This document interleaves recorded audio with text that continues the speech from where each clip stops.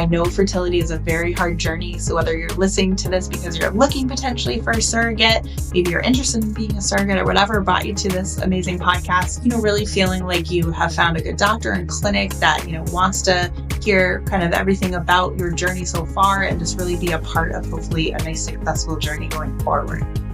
Welcome to the Surrogacy Scoop, a podcast brought to you by Patriot Conceptions, where we demystify the world of surrogacy from the clinical, family, and surrogate perspective. I'm your host, CJ, and today I'm sitting down with Dr. Lisa Becht, board-certified reproductive endocrinologist, Obygyne, and fertility doctor at HRC Fertility in Orange County, California. Dr. Becht is a double board-certified fertility specialist known for her personalized care and dedication to patients. She has expertise in all areas of infertility, fertility preservation, and fertility testing. Welcome to the show, Dr. Becht. Thank you so much. I'm excited to be here. I am so excited for our conversation today. You have such a wide range of career opportunities and things that you've done, so I'm really excited to dig into it. Before we get too deep, though, tell us a little bit about yourself and how you got involved and your role currently at HRC Fertility. Absolutely. Well, so I'm actually from the East Coast. So I did all my training kind of out there. I was at Columbia University for a while as a resident and a fellow, and then I was an attending physician there. So I love New York City, but we figured it was time for a change. So I actually moved out here to the West Coast, and I've been here at HRC for the last 5 years. It's just been fantastic. HRC is a great practice. I'm here in the Newport Beach and Mission Viejo offices in Orange County. So it's just fantastic. I love being able to help a lot of patients. And really specifically, especially to this podcast, at the time that I was in New York City, surrogacy actually was not technically legal. So even being in New York City at a big, high volume place for fertility, we actually sent patients that were interested in surrogacy. And surrogacy is really slang. Technically, the definition of a surrogate would mean somebody using her own egg and then also carrying that for somebody else. So technically, most of our patients are actually really looking for a gestational carrier, or GC for slang. But really, we'd actually send a lot of our patients out. So I love being here in California where I can do everything. Nowadays, in New York, finally, that law came through that patients can use surrogates there as well. But California has always just been a really great place for intended parents that want to use surrogates. And then on a surrogate side, we just offer them a great experience. So that's really kind of how I got here. In terms of how did I get into fertility itself, I've always been very interested in kind of genetics and science. And so when you're in med school, you get exposed to all the different options and all different fields.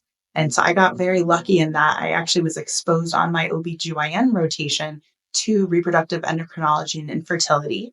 So I got to work with a fertility doctor for a month of shadowing and just kind of seeing everything that went through kind of the day and kind of what happens in the lab. That was just really intriguing to me. And so then when I did residency in OBGYN, because I definitely knew I wanted to do women's care, I got a lot of experience getting to really deep dive into an REI clinic, getting more experience doing some research. And so that just solidified my kind of want to go into this fertility field.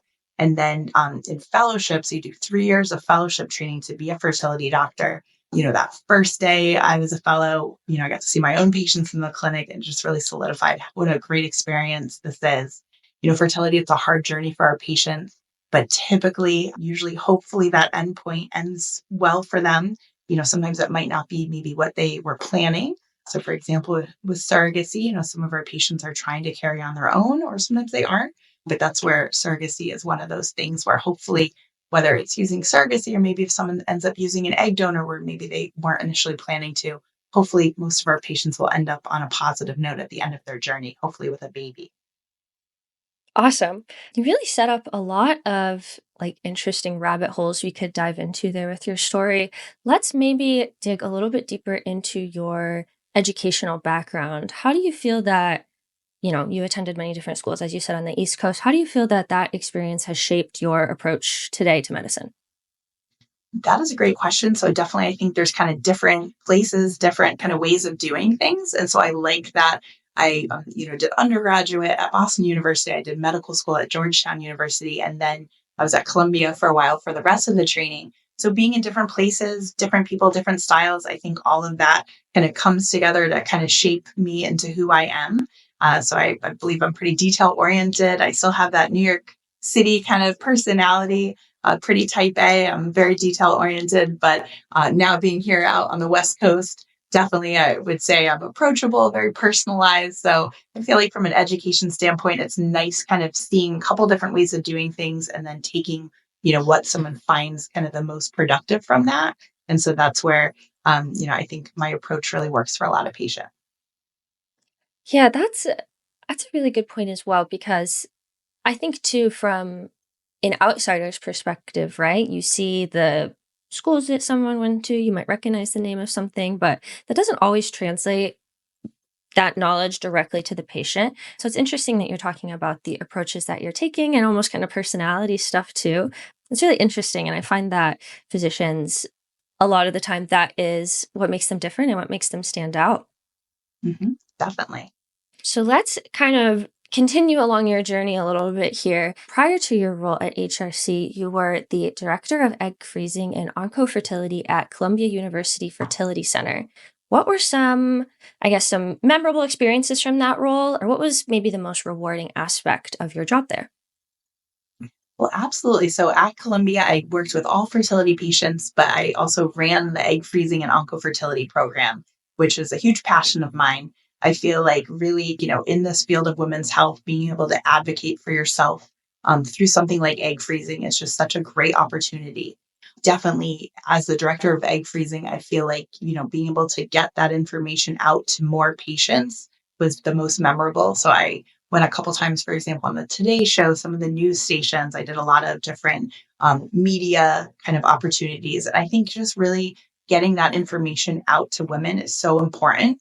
There are a lot of women that maybe don't realize the decline in fertility as we start to get older. That really, if you have the opportunity to think about freezing eggs at a younger age, that's really going to just hopefully set you up for a lot more success. There will be some women that maybe don't end up needing to use their eggs because they get pregnant on their own. But it's something that if you have frozen eggs, it's almost a gift to yourself. You're never going to regret having that. And so, really, as the kind of more elective egg freezing perspective, I think that's something I just want to make sure all women know that that is a possibility. And the great news is a lot more insurances and a lot more jobs that are starting to cover that. So, especially if you have coverage, absolutely, you should look into it.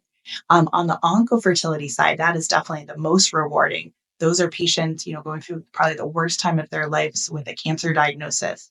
And for a lot of them, if they are potentially interested in having kids or more kids, being able to come in kind of right away, talk to a fertility doctor and just see what their options are, whether that's freezing eggs or freezing embryos, or on the male side, freezing sperm. Those are just things that if someone's able to do that prior to chemotherapy or radiation, if there's surgical removal of ovaries or testicles, that is just something that is going to hopefully be there, hopefully after someone goes into remission, and then be able to hopefully lead to future fertility. And so that I would say are a lot of my patients that have come full circle. They've frozen their eggs or embryos. They've gone through all of their cancer treatments and then they come back and it's so rewarding to help them get pregnant. And so a lot of those patients are actually people that I would talk to sometimes about considering a gestational carrier. So depending on exactly what their cancer diagnosis was, some of them that are very hormone responsive, depending on kind of how long they've been on suppression medications, things like that. That's really just knowing that they have the option to use a gestational carrier if they either are too nervous or don't want to, or their doctor has not cleared them. That is just fantastic to have that ability. And so between just regular kind of egg freezing electively and freezing eggs or embryos through oncofertility, it's just so rewarding in all ways. I really love seeing those patients come around full circle. Yeah. And it sounds really, like you just said, completely rewarding. And I too, the education piece and getting the word out there, I think is so important. And I think that's, it kind of comes up in these conversations a lot of the different ways people even find out about surrogacy existing. A lot of people don't even know the framework of it or anywhere to begin with, let alone elective egg freezing or freezing. What is, maybe if someone's just hearing the word elective egg freezing for the first time, what is a resource or maybe one thing that you would point to? Don't want to, dig too deep into everything today that you would direct somebody towards. So for egg freezing, I would say if they're kind of online, just trying to kind of Google or look at a website, the American Society of Reproductive Medicine has really great resources for patients. So they can go on that website and there's a patient kind of part of it and they can kind of read kind of the general information about egg freezing. And then if they wanted more information beyond that, there's other kind of resources that it can direct them to. definitely egg freezing. It's gotten more and more popular. So I would always say a reputable website, such as the American Society of Reproductive Medicine, is great. You see all sorts of things kind of out there on the internet. So just making sure it's a good source. And then on social media, I always think it's interesting to kind of go on there. For example, on Instagram, there's a lot of people, some well-known people that will put their egg freeze journey online. And so that's always interesting. I feel like for patients that maybe are on the kind of border, they're not really sure if they're interested in considering it. And so sometimes just being able to kind of see someone's personal story is also very interesting and helpful. Yeah, that's a really good point. And we'll definitely include those resources that you mentioned in the show notes for anybody interested. Let's, I guess, kind of branching off of that, you said personal experience. Your approach to medicine is, as you've said, and as we've learned, very highly personalized. Could you talk to us a little bit about maybe what that means to you and what that looks like from a patient perspective? Absolutely. So when we're talking about fertility treatment, if we're talking egg freezing, or if we're talking in vitro fertilization cycle, or if we're talking about doing an embryo transfer either to someone's own uterus or to a surrogate's uterus, there are a lot of different what we call protocols. So that's kind of the medications and the way we'd run a cycle. Some places it's very kind of this is the protocol and everyone gets the same protocol, but definitely everyone's body is different, and so that's where I like to really be very personalized. If someone has done cycles before, kind of really going through their history, what are their hormones? And from all of that, I will make a very personalized calendar of treatment for people, whether it's the taking the eggs out part or it's the putting the embryo back part. And so by doing all of that, I just think we get much better success rates. And then also patients feel better. So if patients tell me they've had a lot of side effects in the past with hormones, we could maybe pick a protocol that could be a little bit less on the hormone side. Definitely for a patient that is using a gestational carrier, we're trying to maximize success, but we also want to make sure that the person that they have chosen to be their gestational carrier, feels comfortable in what they're doing. So that's where I like to work really with the patients to try to make sure we're doing everything we can to maximize success, but also make them as comfortable as possible. Hmm. Yeah, that's a really, I mean, very unique and very special. I think that your approach is something, it obviously is taking care and the maybe even the emotional side of this into consideration. And that's a piece that, we've talked about all the mysteries of this industry. I feel like that's even much more of a mystery. So that it's really interesting. And I appreciate you sharing that. Maybe diving into that a little bit deeper, or just, as we continue along your journey, what are some research or publications that you have been a part of, or maybe ones that you've been particularly proud of? So definitely, I've done a lot of different projects. I would say for all different reasons, I have a couple different favorites, but my all time, I would say most interesting that I'd love to kind of share on this podcast would be the research I did during fellowship. It was through Columbia University, but as well as the New York Stem Cell Foundation. And so it's really interesting in that they actually get patients that were trying to donate their eggs clinically. So we have egg donors that are trying to, donate eggs to intended parents. And for whatever reason, sometimes they don't qualify. Oftentimes it might be from a genetic screening perspective. We do a test, it's about 500 different things. And if you carry something, for example, like cystic fibrosis, that is something that if you only have one copy, you yourself don't have it. But that's something that's a little bit more common, that it might be a little bit harder if you have it. If the sperm is positive, we wouldn't want to really ideally make embryos with a lot of cystic fibrosis. So those patients that wanted to donate eggs clinically, but we maybe were not able to do that, so instead we actually had them donate their eggs to science and research. And so the New York Stem Cell Foundation does very, very interesting, very high levels types of studies, and so they make stem cell lines. And so from that they're able to then correct things like cystic fibrosis in stem cell lines.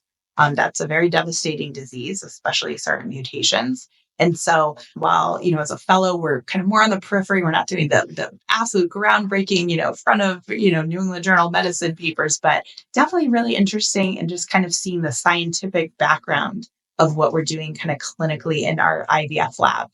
So I'm really proud of that. I think knowing kind of that back story of the research helps me kind of clinically with patients now. And also just working a lot closer with egg donors in that respect was really helpful. That's so fascinating. I just personally find that really interesting. The concept of donating eggs and, all the different applications of that, I never would have thought that that is something that you could do with egg donors, or that's even, finding ways to repurpose, I guess, for lack of a better term. So fascinating, so interesting. What kind of inspired you to go into that? Was that something you were placed in, or was that an elective research project that you took on? So for kind of the reproductive endocrinology and infertility fellowship, it's 3 years, and you do have to have major research to have a thesis to kind of get graduated and be double board certified. So definitely that was an opportunity that I would say most of the fellows at Columbia like to do, just because it is the New York Stem Cell Foundation. So I did choose it, but definitely I would say, absolutely, with the thought that that would give us kind of really good kind of high levels of research. So kind of once you're in there, you kind of then pick exactly what you're going to be doing, really in lines with kind of someone who is much further in their research, and you're going to do more of a smaller project. And so that's where, I feel like I got kind of lucky in that I was able to do that opportunity. But I think it really helped me now clinically knowing exactly what happens kind of behind the scenes, if you want to say, in the laboratory. Hmm. Really fascinating. Thank you for sharing. You mentioned again just now that you are double board certified. Could you maybe let us know what that means, and why that was something that you went after in your educational career? Absolutely. So, for me as a fertility specialist, I started as an obstetric and gynecologist. So that's 4 years of residency to be an OBGYN. And then from there, if you're interested in being a fertility doctor, you do 3 additional years of fellowship, just taking care of fertility patients and doing research related to that. And so you get certified both in OBGYN as well as reproductive endocrinology and infertility. And so definitely as a patient, when you're choosing a doctor, someone who's double board certified means that they are up on all of the more recent research. They are held to a certain standard of care. And so definitely finding a doctor, with that credential is going to just hopefully maximize your success. Make sure that they're looking into every possible kind of avenue that they can to make sure you do have success.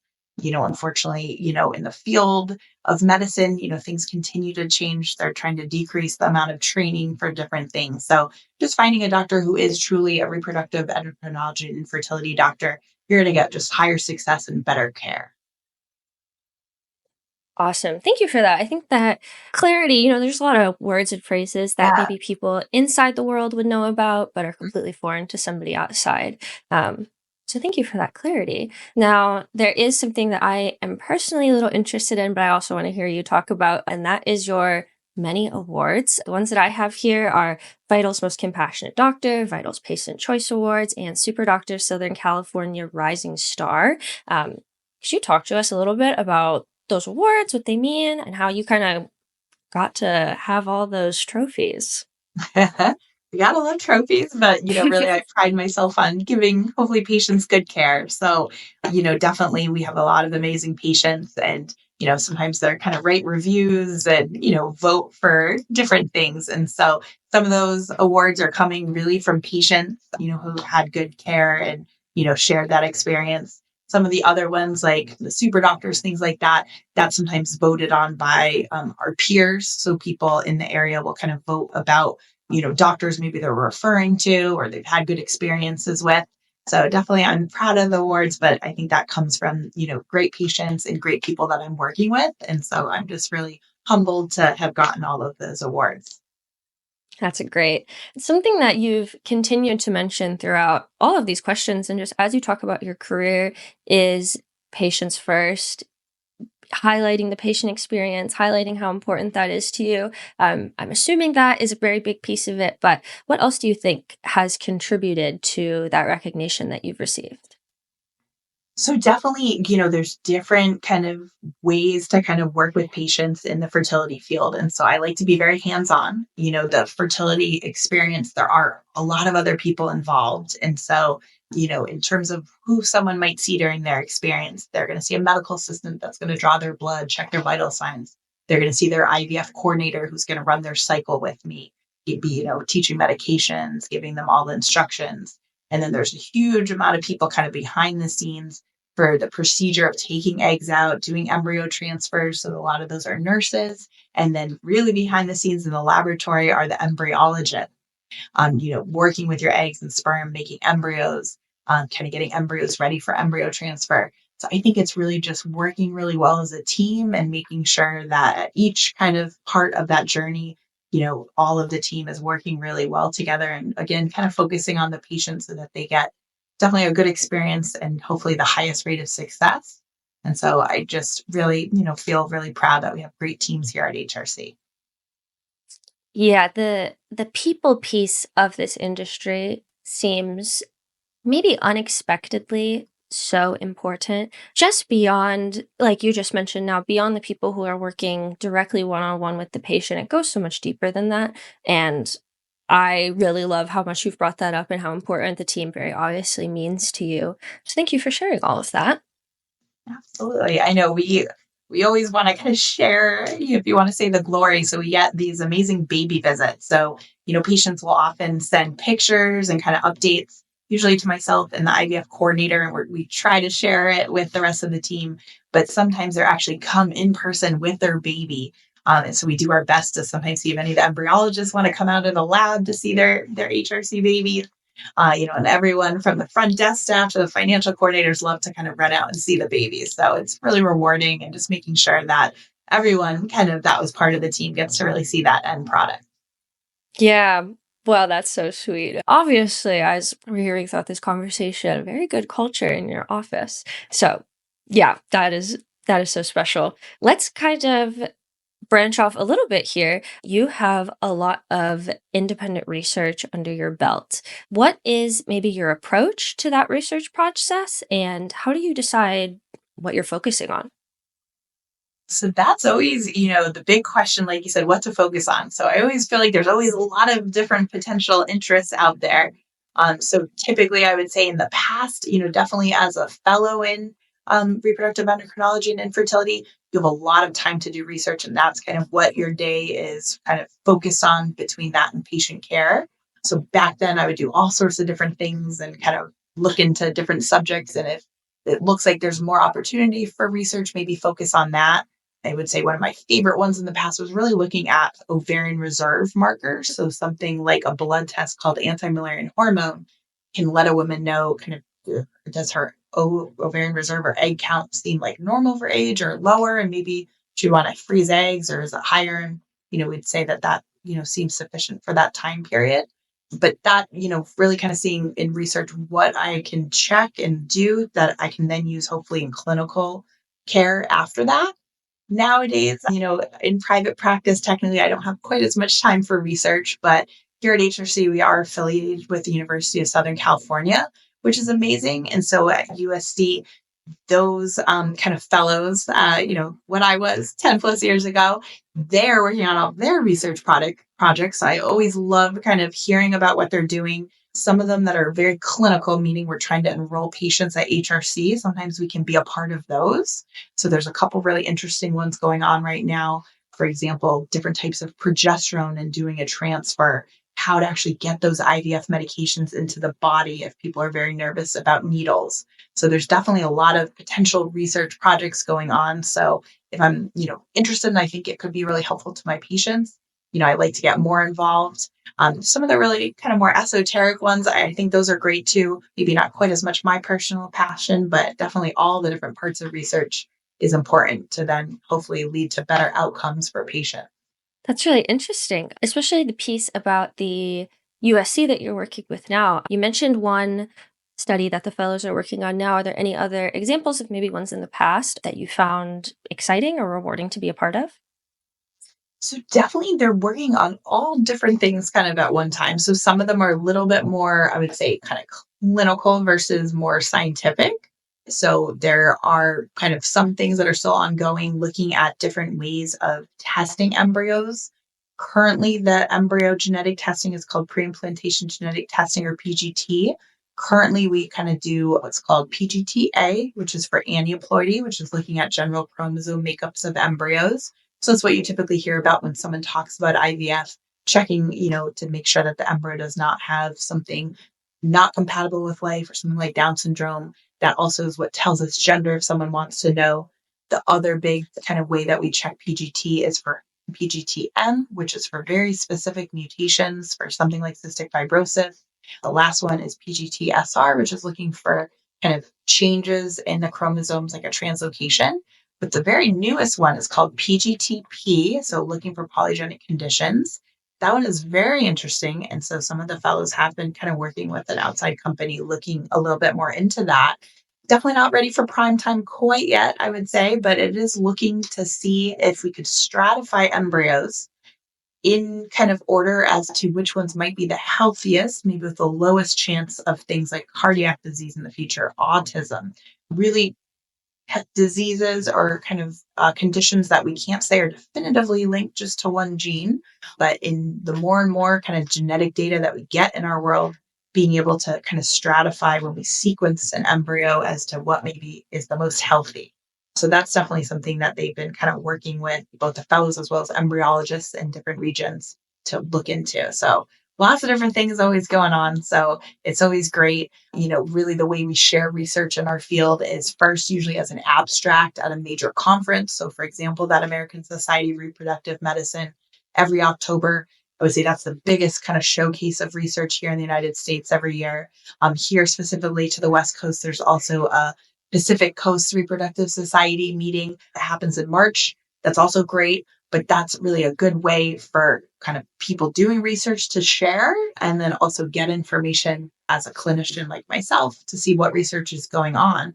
And then typically from there, that abstract gets published into a major journal. Fertility and Sterility is the major journal here in the United States coming, with all of this type of reproductive research. And really that is what we then use as clinician to kind of change our potential standard of care, what we think works the best, be able to recommend things to patients. And then interestingly, that will then typically translate, usually a little while later, but at some point to insurance companies for what might get covered. So if it is evidence-based medicine, meaning we have good studies that show that this truly is a helpful medication or technique, typically at some point, hopefully insurances will then say, okay, we will also cover that as well.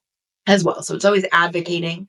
Recently, the American Society of Medicine last year changed their definition of infertility, which is fantastic, to include, for example, same-sex couples or single women that don't have access to sperm, but basically to cover anyone that is having a problem getting an egg and sperm to meet. And so that is now hopefully translating to insurance companies to really ensure hopefully anyone who wants fertility can hopefully get some type of insurance coverage. Insurance coverage for fertility treatments, though, is still very different state by state. So anything we can do to advocate for more coverage for patients that are trying to access fertility care. Wow. Thank you so much for sharing all that and for sharing the process of how these things work as we go along and as we learn more about these things. The process, especially from the academic standpoint, I find so fascinating, and I feel like it's almost like seeing behind the curtain a little bit how the industry progresses. And kind of building off of that a little bit, this industry is changing a lot. As you said earlier, not available in all states, surrogacy isn't. You've had to, throughout your career, adapt and change that. Is there anything that you, for your practice or maybe even just personally, are looking towards for the future of surrogacy or just, this field in general? Well, so I love that I feel like surrogacy has become more kind of commonplace, more talked about.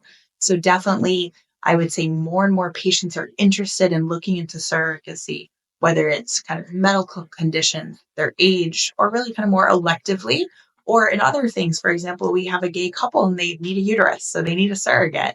So I just think that definitely surrogacy is getting more kind of information about it. More people are knowing that that is an option. A lot of celebrities, for example, are coming out and talking about their surrogacy journey. So I just think that that extra attention to surrogacy is helping hopefully make it maybe a little bit more accessible. Definitely, we have very long waiting lists of intended parents that are looking for a surrogate. So if any of these listeners want to be a surrogate, you can always reach out for screening. But definitely, we have a lot of people looking for surrogates. And so just trying to meet the demand and the supply is always interesting. And then beyond that, we just continue to work on our success rate. So hopefully that embryo transfer will be successful into kind of your gestational carrier's uterus. And then also, I think the last part about a surrogacy journey is that really technology is just continuing to help on the communication standpoint. So in the past, a lot of times patients might really want to be picking a local surrogate so that they could hopefully be part of that journey and ultrasounds and all of that. Really nowadays, I would say a lot of my patients end up with a surrogate that maybe live across the country, but a lot of surrogates are fantastic in that they always FaceTime at their pregnancy scans and really try to keep the intended parents really involved. And so that's where I just feel like surrogacy, medically, kind of success rates, and then just kind of the personal kind of technology side, it's really just become even more of a widely kind of talked about and accepted option for a lot of patients. Absolutely. And that social piece of it too, where not everybody has to be in the same location, and there's more infrastructure for that now that completely supports that. And yeah, exactly. Like you said, just making this more accessible, I see as a really important piece of this whole industry and these conversations. So you've very generously given us so much of your time today. It's like $1,000,000 a minute. But as we kind of wrap up or close us out today, is there any maybe kind of final pieces that you'd like to share with our audience from your perspective as an accomplished physician in this field? Well, if you've been listening, I hope you've gotten a lot of good information.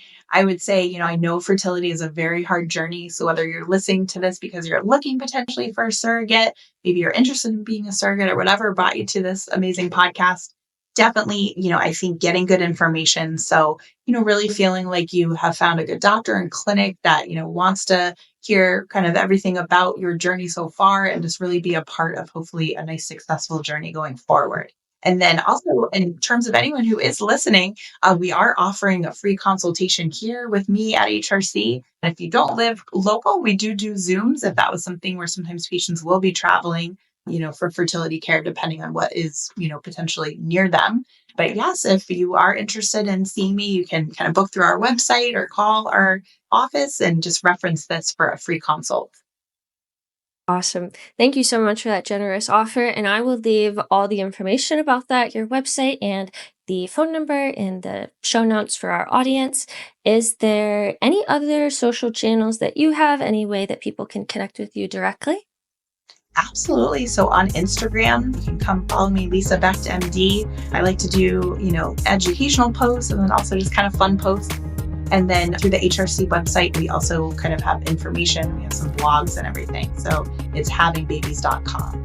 Awesome. Well, thank you so much for your time today, Dr. Becht, and thank you so much for our audience for listening. We hope to see you in the next episode. Absolutely. Well, thank you so much for having me. It's been great chatting with you. Thank you for listening to this episode of the Surrogacy Scoop, and I hope you found value in this meaningful conversation. For all resources mentioned in the episode, or to connect with Patriot Conceptions online, visit the description. Don't forget to subscribe on your favorite podcast hosting platform and share this episode with those in your life who may be interested in getting involved.